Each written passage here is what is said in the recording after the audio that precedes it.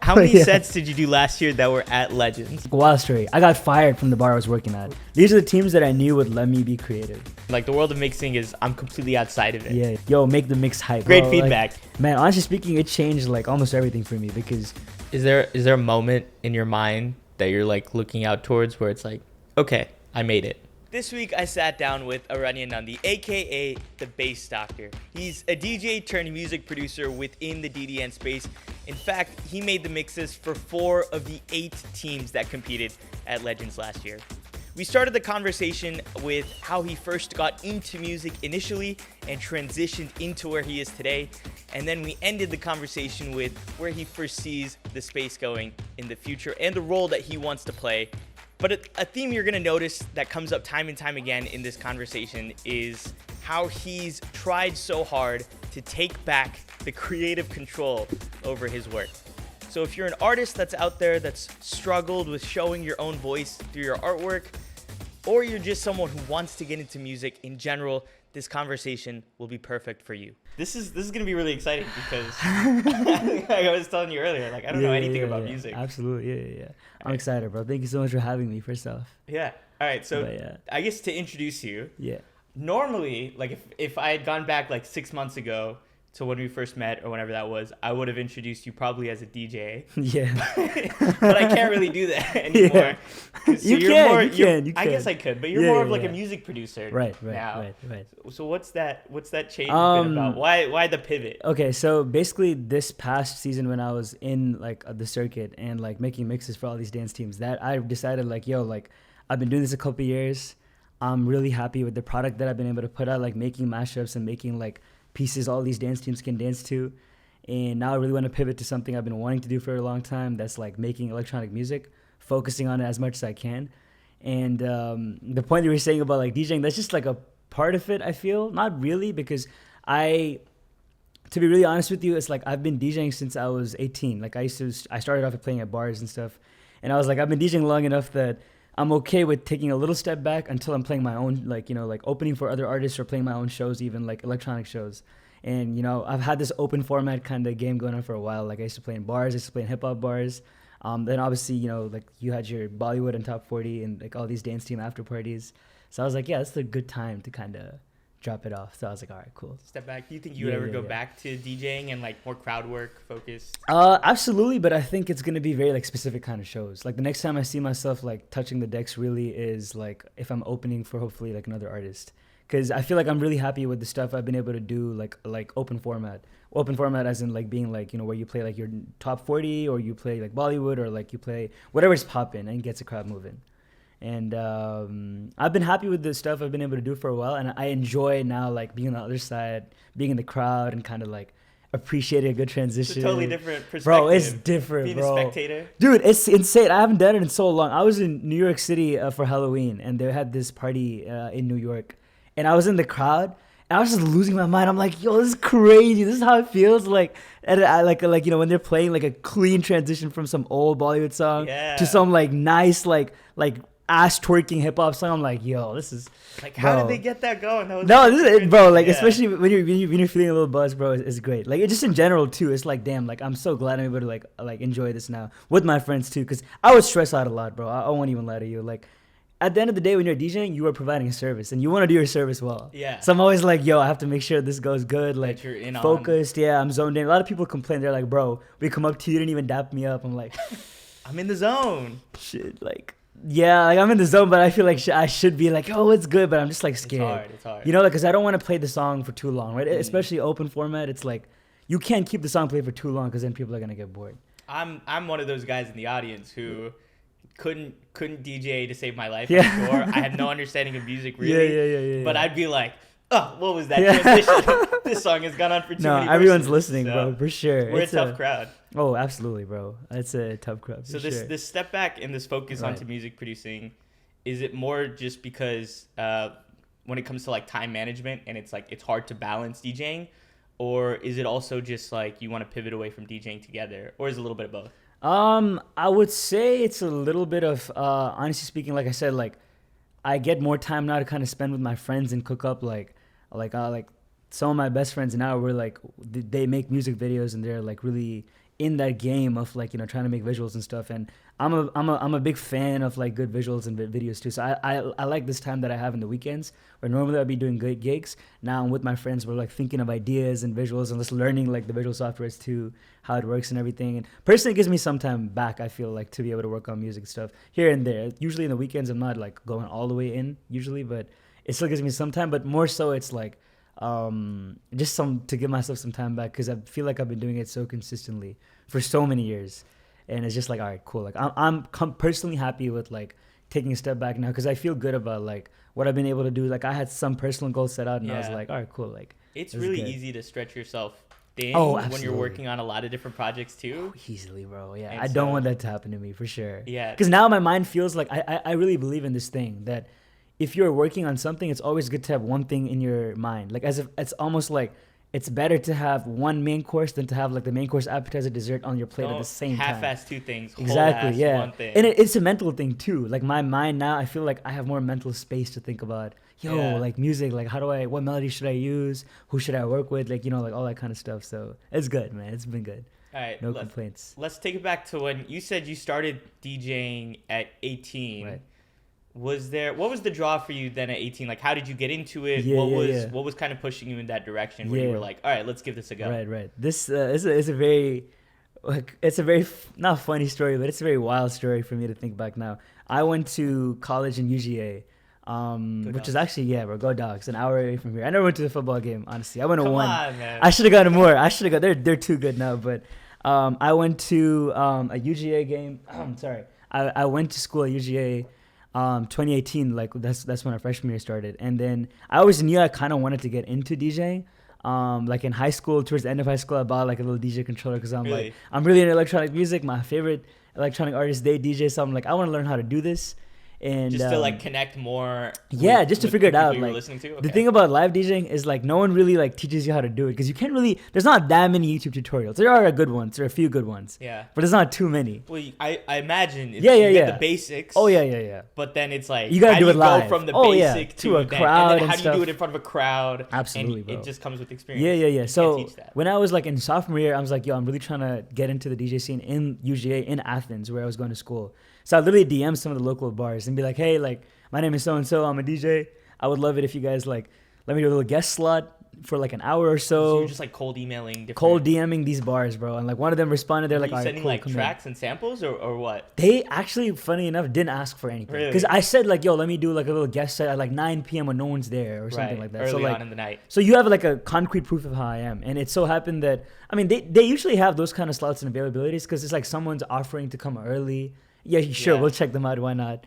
So one of the bars there at that time took a chance on me. They're like, all right, you're pretty good. Like, we want you back.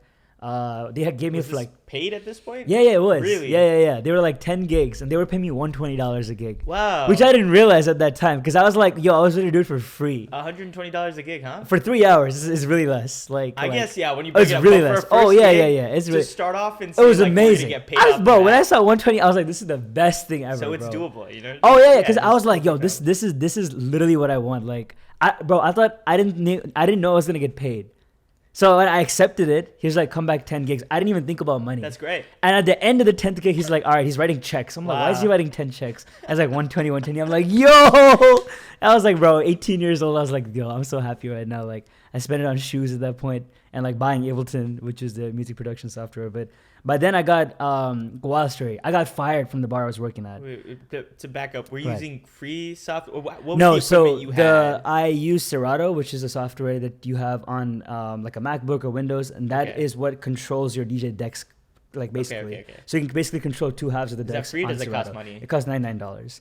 Okay. But I already bought that before. You had already bought it. I already had it. And before. so this was okay, cool. I'm just trying to get a sense of like if somebody wanted to get into it. Off of it, it's like, literally what's like the buy-in and then versus the potential reward. Yeah. I mean, it's big because you only buy that software for $99, and any gig like probably is gonna pay you more than $99. So you'll make it back quick. Okay. And it's a really good software. It's powerful. Like, no regrets buying it. Like. Now you're on Ableton. Like, shout out Serato gang. There's a lot of my friends who use Serato for sure.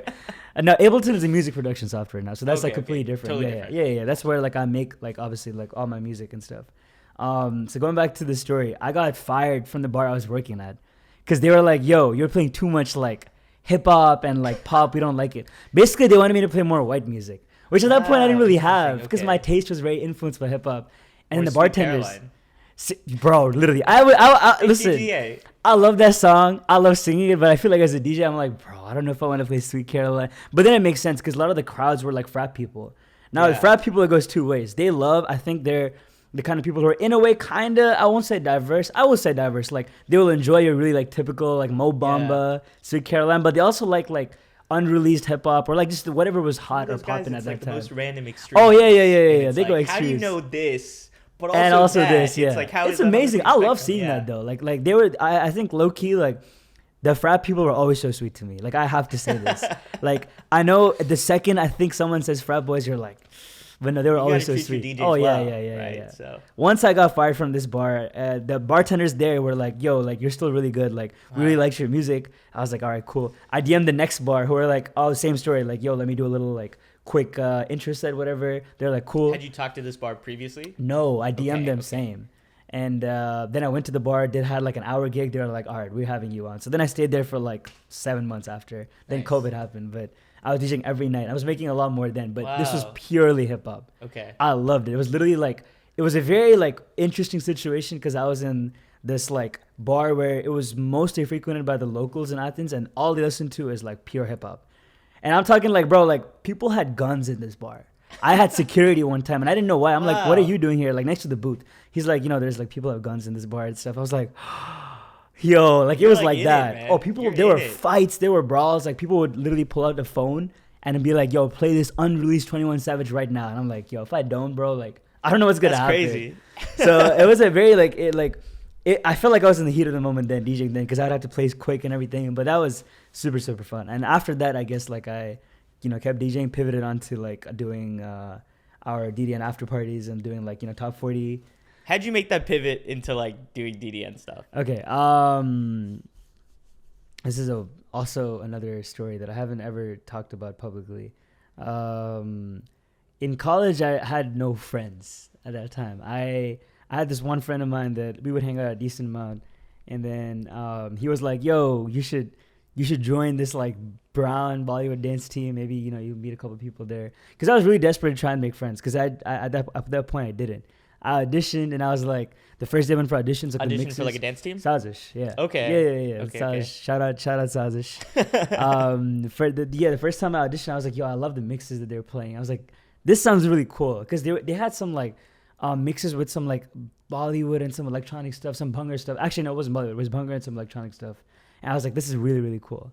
Regardless, like the people seem nice, everyone's chill and everything. And I was like, yo, like I really want to get in the team. At least now I have some like chance of making some friends. How old are you at this point? Is this like pre-COVID or is this? Yeah, this is freshman year, bro. Okay, this is end of freshman year. So I'm still at this point, I think 19 years old. Exactly. All right. Yeah. And so you'd already been DJing at this point too? I've been live DJing for that first 4 months, right? From January to April, I was live DJing. April, I auditioned for the team. And I was like, yo, I really need some friends. Hopefully I came through this. And then I got in and after that, I like learned about the whole world of DDN. Like, yo, like there's people who make mixes. And I was like, okay, I need to learn this. This sounds really cool. I had some people early on who helped me kind of like they showed me what they did and how they made like mixes and everything. I was like, this is cool. Downloaded Ableton for the first time, like Ableton trial, good old Ableton trial. 90 days and after that it goes. So I was like, all right, I gotta buy the introductory version. So I had like my DJ money still saved up and I was kind of like using that saved up DJ money to buy like $100 Ableton introductory. Then I really got into like, okay, this is how you make a mix. This is what I want to do. This is how I want to go.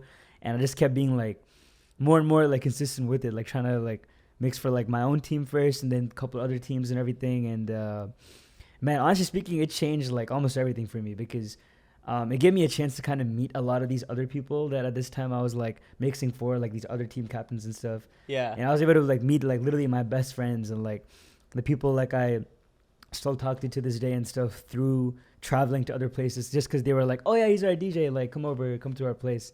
It meant the world. Like the connection aspect of like our community is something that I will never take for granted, man. It's beautiful. Nothing short of that. Like this, bro, even the way we met right now too, we're a product of this kind of web too, I'd say, for sure. Yeah, it was because the way we met was also just like I don't know how long I had followed you on Instagram, but I had basically when I had done like fusion sets last year, I was just like listening to your Yeah. mixes over and Right, over and over right. again. Yeah. And they were some of my favorites, by the way. Thank you, bro. But then I think at some point I followed you, and then I think it was Ushman was like, "Oh yeah, he lives in Atlanta. Yeah, you yeah, should DM yeah. him." Yeah, yeah. And then that's how that happened. So it's Yeah, weird how bro. those connections get made. Yeah, bro. Because there's so many creatives, right? Like, Yeah. it's bound to happen. Like, even the people who are dancing too, like, bro, they're creatives too. Like, Yeah. there obviously are. Like, sure, it's a different form of creation, but same deal. That's how I feel like a lot of my friends, like, I get along with people in that sphere, obviously, because people think in a very creative, kind of artistic kind of way for sure. Exactly. So, And it's that's great, yeah. and, like everybody's just trying to find like a different way to express themselves. Absolutely, Like bro. some people do it through dancing, but other people do it through like making mixes or like making videos. And Yeah, things man. Like that. Yeah, So yeah, yeah. We're totally blessed get to that. have it for sure. All right, so you stumbled into this world of DDN, Right. and there was a draw when you tried out to like this mix of Bunga music to was it hip hop music or It was is electronic, EDM? It was actually. electronic Yeah, yeah, music, yeah, which it is was. your wheelhouse. Right. Yeah. So, what was next then? Did you like the following year make the mix for Sazish, or what happened then? How'd you start? Like, how'd you determine that you were then gonna make mixes for teams? Because that's a big step, and it's totally different from live DJing. No, I would absolutely, imagine. absolutely. Because it's obviously like a just different skill set. whole different yeah, thing. yeah. I think I knew that I wanted to do it for sure. I knew that this was something that I loved what I was hearing, and I was trying to emulate that, trying to create those kind of mashups for sure. It would be sick if like teams that I knew of were dancing to it. I had obviously no hopes and expectations. I didn't even know if I remember Silas. They told me the first time they were like, "Bro, like your stuff's not good enough. We can't have this." And stuff. Yeah. Because I don't blame them. It gotta wasn't keep it great. straight Yeah, as well. absolutely, bro. Like I have no like bad blood with it because it really wasn't when I started for sure. It was just like a consistent grind. And then when I was at a level where I'm like, yeah, I like what I'm doing. Because again, like I told you, like my like DNA per se has always been two words: electronic music, and it's not like almost like all facets of it. Like it's just like that really like synth, like those electronic synth sounds that really like touched my soul. I feel in a way. So I'm like, yeah, any format this does, I want to be involved in. So I want to make these for sure. And then I would call DM teams too. And there were some like other older DJs who were like back then, they were really trying to like not segregate people, but they were trying to divide people such that these newer DJs can take care of these teams. Because, you know, obviously we don't have that many DJs taking care of all these dance teams. So I was assigned to like a team by like an older DJ at that time. That's when I started making like more mixes. It was like a full team. Carnegie, Mellon, Gia. I still remember CMU Gia. That was like my first team mix ever. Wow. What was it? 2019, I think. Yeah, I was this team up in Pittsburgh, and I was like, yeah, I like this. I want to do this more. I like what I'm doing. Like, I like the mashup aspect of it. And then COVID hit, and that's when I was like, okay, I want to learn how to be able to produce a lot of these mashups too. And just because I thought I was going to get a lot more And the control. difference there being taking someone else's music and mixing it together versus now making your own music. Yeah. I mean, it's still not your own because you're using samples from other music. Okay. But you just have a little bit more freedom because it's kind of like, to give you like more context, like you're using maybe vocals only from a song and you're really kind of building like a beat around it. So there's a lot of like personal kind of creativity towards it. And like, it's something that I was like, yeah, it would be awesome like to get into. I've been wanting to get into like producing for sure. So I was like, all right, this is a good. And I had like you know, like my mentor, he goes by Royal. He at that time was like very, very helpful in like teaching me how to like get the basics of production down, how to mix, how to gain stage, how to make sure nothing's too loud, how to like work the Ableton effects and everything. And like he would say something always. And like, this is such important advice. So I'm gonna look straight there. With like any software, you just gotta read the manual. Like, I'm not even kidding. I read the Ableton manual and I figured it out. Like, I was like, oh, this is how it works. Like, I still won't lie. I don't think I've read all of it, but the certain subsections of, yo, this plugin does this. This does this. I was like, oh, man, it's all in the manual, bro. Like, damn, really what they say, like, read the manual. Everything's there. And that, he told me to read the manual all the time. And that's what I tell everybody now, too. Like, whoever, like, I try to, like, help out. Like, the manual has a lot. So then I learned how to produce music more. And that summer during COVID, I put out, like, this Bunga mixtape, which was, like, a lot of, like, my favorite, like, trap electronic songs at that time mixed with, like, a lot of, like, you know, your folk kind of Punjabi songs. And it was very interesting because that's the style that you don't normally see, obviously, because, you know, it's very, very different worlds. But people really liked it at that time. And one of our boys, Srijay, he made a music video to it. Like, it was a 10-minute long mixtape. And he was like, yo, I'm gonna get my different dancer friends around the country and film like a 10-minute video to this. Like collabs right there. I got 99 problems, but a bitch ain't one. Hit me. Yep. And then I think after that, I feel people started to like take note, like, oh, like this person's doing like some like different stuff. And I was just like, damn, I'm so glad, like, at least now, like a lot of people are at least giving my like music a chance. And it meant the world. Like always does. It still does, without a doubt. Yeah. This was 2020, by the way, the story that I just told you. Yeah. Pre-COVID still, or is this going into during COVID? During COVID, yeah, okay. This is literally during COVID. Yeah. People needed things to do. So people were listen bored. To music, man. They were bored. Yeah. So what's that process of making a mix for a team? Because when I danced, it was my captain who made our mix. And to me, that was like he would choreo it, and then he'd be like, "Oh, I need to change this thing in the mix so that this piece of choreo stands out more, or like we can add this in or match it with this." So like he would make the moves, and then he would like go home and change the mix, and we'd come back to practice the next day, and it would all be there, and like our choreo adjustments would be there. But it's totally different when you're making a mix for a whole different team, because you're not seeing all of that. So what does that back and forth look like? Do you want me to tell you like how it was like my most recent kind of time working with teams? Sure, yeah. Okay. So this past season, I was 100% producing everything that I was making. So that meant like, except the vocals, I was producing every single detail, which meant that I really had no idea what they were going to do to it. But I won't lie, I've always been lucky that I think a lot of teams, and this is really important too, they gave this creative freedom. They were like, yo, like we want you to do these things. There's a certain segment that I'm very, very proud of I made for UT Saya, where I made like a little small orchestra where like I had like, you know, like different violin layers. I had like a choir layer. I had like a piano layer. And it was really like a original composed symphony, and I was like, yo, this made me like really, really excited when I made it.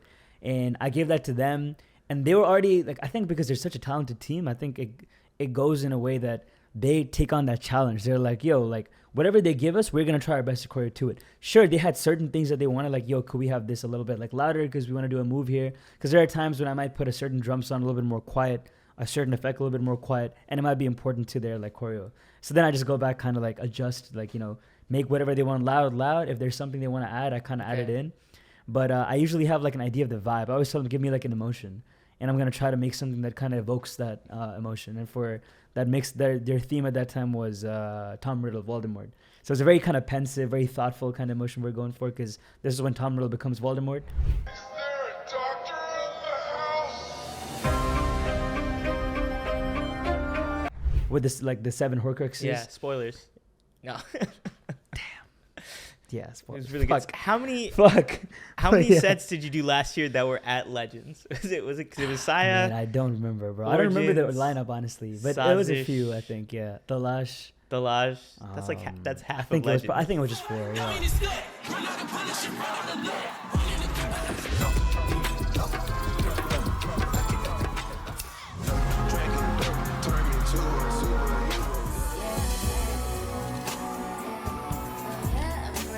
That's half of Legends.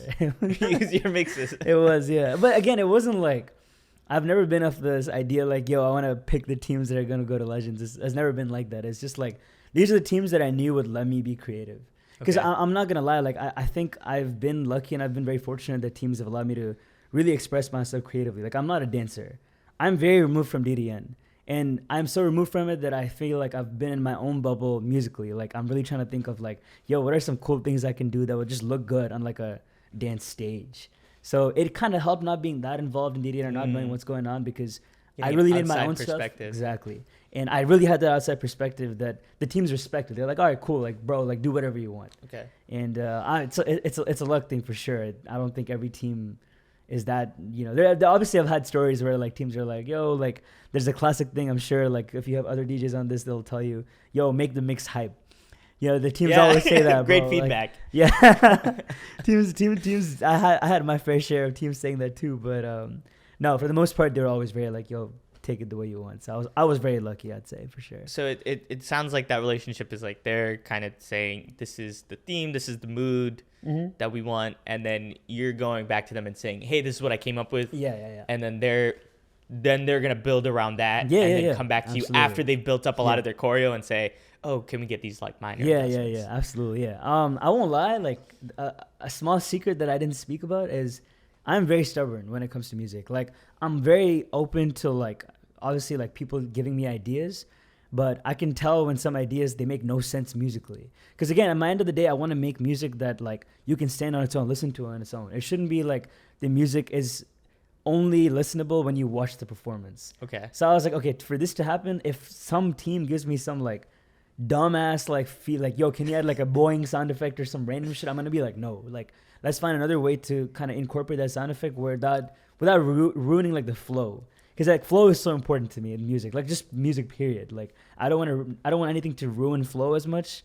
So I was like a little bit stubborn, but it really worked because they were able to see like, yo, like I see where he's coming from, I think. And because I put my foot down and I was like, yo, this is why I think this might work. I always had reasoning. Like I wasn't just Yeah. going to be like, no, like, yo, I think this is why I don't want to do this because I might sound better alone. And they were like, all right, we respect that. Like, and then I think I was able to kind of be like, okay, fine. This is really my own work now. Some teams need a little bit of that. Like, hey, listen, just I have cool it. crazy stories, man. My God, there's I'll just tell you one.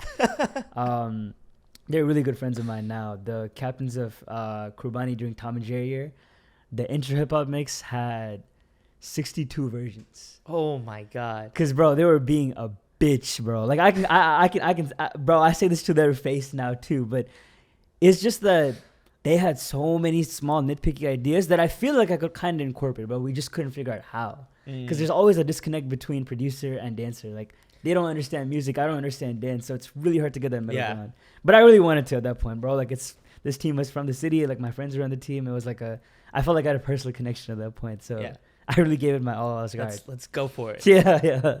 60 versions. You mentioned like when you were getting into space, you had a mentor, you had Royal helping you out a lot. Do you feel like you've taken on that role for other DJs in the scene, or is that something that you want to do in the future? Absolutely. It's something I want to do. I'm going to be very honest. I don't feel like I've been able to mentor people the way I want to, mostly because I don't think I've seen that level of interest, unfortunately. Like I do get a couple text messages of people asking me like, hey, like, you know, like, what do you think of this? And I always give my feedback, but this is weird, but I think I like it when people are annoying. I think it's important to be annoying when you're starting out because that means you care so much. And I'm like, yo, like the day I meet somebody who's like annoying me every day with questions, how do you do this, how do you do that, like was detailed, hell yeah, bro. Like I will never find that annoying because I'm like, yo, this is like someone who loves this so much, is really trying to understand this. I haven't seen that level of passion yet. But also mainly because there's such few DJs left. I feel like it's sadly become like a very much dying art, like mixes and mixing. I'm not sure why, but I would love to kind of get into like a proper mentorship role in the future too, because I believe there's so much that talent that you can kind of find from this pool of like people that make mixes, because you can literally produce everything. Then you can get into the production world, or even if you're not trying to get into the production world and you want to make mixes, the level of the mixes that you make can be like superior to anything, you know, like. I have a lot of hope, and I'm positive. I'm sure, like, maybe not now, but in the next 2 or 3 years, we're going to see some crazy talent now. I do want to give a shout out to Lotus and Revan now. They're killing the game right now. They're doing a really good job with some of their, like, hunger mixes they're making and they're producing. And, man, my goal is to see, like, more people, like, get into the space and really care about what they're making for sure every time. That's interesting. Okay, because again, like the world of mixing I'm completely outside of it. Yeah. So I feel like I see a lot of mixtapes, and obviously these teams are all building different mixes, but it's like, then to what capacity are they pursuing music outside of that, or in addition to that? All right. Lastly is like, you know, you're not making mixes anymore. You're doing a lot more producing now. You dropped 2 songs this year. Yes. And you're looking for vocals on a third song that you're making right now. I have 3 songs in the vault right now. 3 songs in the vault. Yeah. I'm trying to get them out by like March, hopefully. All 3 of them. So hopefully. what's your current goal or set of ambitions that you're working towards at the moment? I think right now, literally just to make as much music as I can. Period. We're obviously trying to focus on like the visual component of things. Try to make like try to make things look visually as cool as it can be. Just because I'm such a fan for like. I'm a fan of really good shots, you know. I'm a fan of good filters and good edits and stuff. So obviously the visual side too, but just really like making a lot of music, and releasing a lot of these like songs that I have. A lot of them obviously are like, you know, like true to my style, like electronic, like house records, more like something that you'd hear in the club. I'm trying to combine a little bit of dance with like pop as well. So that's why like I'm trying to work with singers and other people to kind of bring that pop element. But over time, yeah, we'll see. Like we'll see like what direction I take sonically. I'm always gonna stay in the electronic route. Well, we'll see like where I kind of explore further for now. But it's been super fun so far. Is there a moment in your mind that you're like looking out towards where it's like, okay, I made it? No, because I think I'm enjoying this process so much. Like every time I open Ableton, I'm like, yo, I'm so happy. Right Let's have a good time. Yeah, let's have a good time. Yeah. Because I think if I have that mentality that, yo, like, I'm waiting for this moment, I'm not going to enjoy that journey. And I'm a big believer in, like, yo, let's enjoy the journey we have now. And obviously, like, I'm working to something for sure. Like, I'm working towards playing, like, my own live sets and having a body of music that can kind of sustain, like, a good, like, 45 to an hour long of, like, mostly my own music. And that's obviously the long-term goal. But that's obviously a long process. Electronic music, one thing about it is it takes a long time to make. It's not like I feel like a lot of other genres where the beat may not be as important because, you know, the vocalist is doing most of the work, so you can kind of finish. I'm sure I've heard stories, rappers making music in like 30 minutes. The beat takes like 15 minutes to make. The rumor is Lil Wayne just goes That's up. So he's true. never written any song. Yeah. He just goes up there and that is so true. Like in so many genres, I think in rap, in indie, in pop, like so much music is made maybe less than an hour or maybe even hour 30 because the beats are a lot simplistic and I guess like singing vocally, it's not like they're gonna spend too much time. Of course, you have your outliers that take a long time to make and sing. Yeah. But electronic is all about, bro, it takes ages to get the sound right, to get the emotion right, to get the melodies right. And then if you have vocals, working with that too. And there's so many arrangement changes and everything, which I love all of it. I'm not complaining. It's a lot of fun. And, you know, I know it's not something that is very, very popular now, but I see electronic music becoming very mainstream in the next 5 years for sure, without a doubt. I really like the way you describe that, where it's like getting the emotions right. Yeah, because you don't absolutely. have like a vocalist to tell you what emotions to feel. You really have to rely on the music. It's like the music has to kind of convey those emotions. You know what I'm saying? Yeah. Like, it's like, I feel like the way I like to think of electronic music is it's very interpretive in nature. You listen to it, and it's crazy how these sounds, and not even words, can sometimes make you feel emotions. I like adding a lot of like vocal chants and like samples in my music just to give it like a vibe, but for the most part, the instrumental and the synths and the instruments you use are really doing most of the work, which is beautiful, man. It's like a piece of fine art. Oh yeah. Electronic music is God's greatest gift on this planet. I firmly believe that, without a doubt. That's incredible. Oh yeah, I like the way. I really love the way you describe that. I think of that every day. Thank God that we have electronic music. Thank God we have dance music, man. Thank God we have music to dance to, man. You have to go to a rave, and like I mean, there's different kinds of raves. You have your like mosh pit going hard raves, and you have your, you know, like your house music kind of raves. There you obviously have your Molly kind of raves too. But like I mean, like a good concert where the you know it's very musically driven. Everything is very emotionally driven. There are some fabulous artists right now who are like changing the electronic scene as it is, and like their music is so melodically driven that everybody can enjoy it, honestly. So yeah, I think I'm overdue. Yeah. I know take you to one. You've offered to take me to some already, and I gotta take you up on it next year. You have to. It's overdue. All right, man. Closing thoughts. I have some closing thoughts, I feel. How about this? Just to keep this in. Let's pivot back to the scene. Let's do it. And let's say, where do you want to see music in the scene, within dancing, but also outside of that, within the next like 3 years? That's an insane question, bro. God damn. That's crazy. Let me just lay it on you right here. Yeah, you really. And you got to answer it right now. Yo, okay. I'm gonna try my best. I generally have so much hope that we find a lot of new talent where they are very much focused on creating and producing like a lot of the mixes and stuff, so that they have a lot of creative control. My real hope is a lot of like young producers who are coming into the circuit. They're like, yo, let's make like more symphonies. Let's make like R&B remixes of these old Bollywood songs. Let's make hip hop remixes of these old Bollywood songs. Like, I really, really hope like a lot of people try to kind of go to this production route. Sure, it takes a long time, but the reward is huge, you know, and it just means that our culture is going to get pushed forward. I really think that if you make music that can stand the test of time and has a lot of quality to it, it's technical. By all means, it's like nerdy in a way. Like everything is, you really work hard to get the specifics right.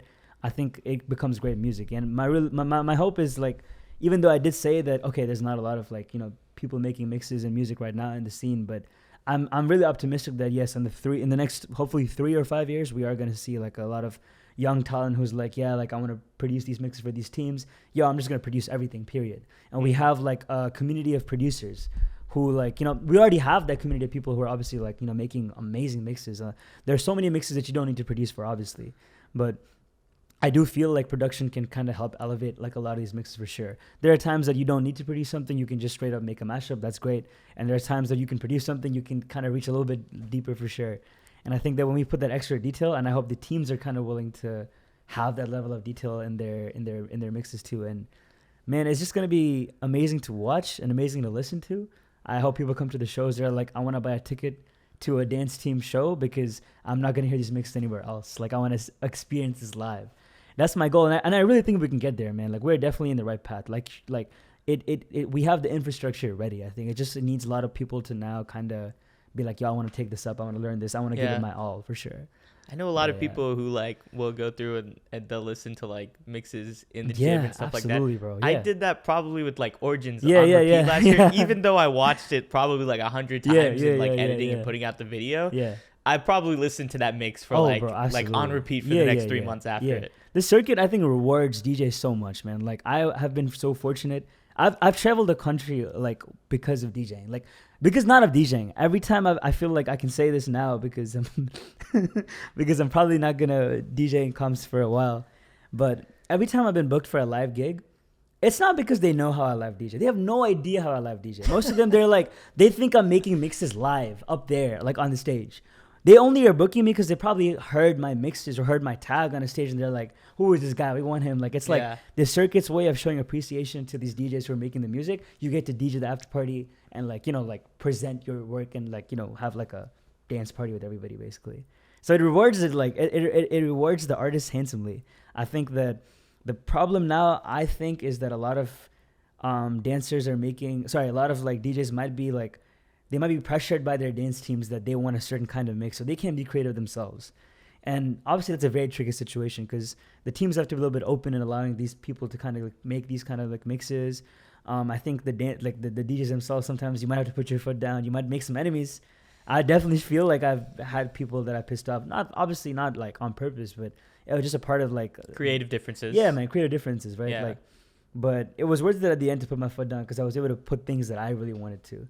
And in many ways, these dances, these dance teams performing to your mixes is your live performance of what you've made. Because otherwise it stays on SoundCloud, which is amazing. People listen in the gym, they listen in the car, like you said. Like, but the live performance aspect is the visual part that I think that now people associate both. You know what I'm saying? Like, people know where like someone's producer tag might be, and like they'll sing it back and stuff like that. Like, it's some like very, very memorable moments. One of like I'll probably like I'll be down to end this here, but like one of my favorite moments like this past season was I made this mix for Origins, where I remixed this old Bollywood song called Bassdoctor. And so good. Thank you, bro. And it was basically like I mixed it with Narcos and the sample that the original Narcos song has. Smile on that face.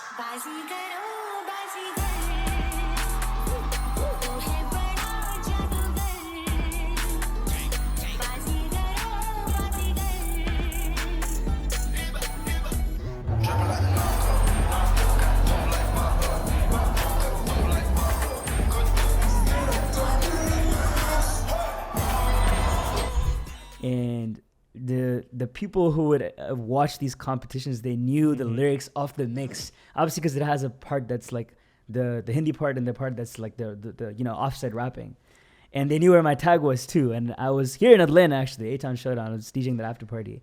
When I played that mix, people knew where the tag was. They were like screaming the tag back to me, bro. That was the most beautiful thing ever. I'm like, yo, this means the world right now. Like, that was amazing. And I was like, there, I feel like I was able to do something where I had some I don't know how to say that word. Like when something, where I made something which translates on stage and also like in a party, Yeah. And it's always fun, like when you can do stuff like that. And it was your thing. That's gotta be really gratifying. Yeah, bro. Like this is my thing. Bro. Like I remade everything. I just took the vocals and stuff, and it was really like my own thing. And like the people who were like working at the club, they were like, came up to me, they're like, yo, what edit is this? I'm like, oh, I made this. Because they were confused. They're like, we've heard Narcos before, but what is this song? I haven't heard this. They're like, what is this? I'm like, nah, I made this and stuff. But again, the technology has gotten so good that I've been able to make these mixes so much clean. I may not have been able to do that before, but I'm glad that mix turned out the way it did, and I'm very glad how like my last proper season with DDN was for sure.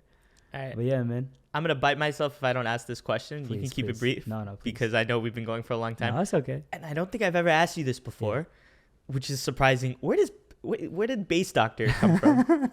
What's the origin story behind that? I'm gonna keep it a secret for a while. Yeah? Okay. I say this like I like telling the story to like my friends.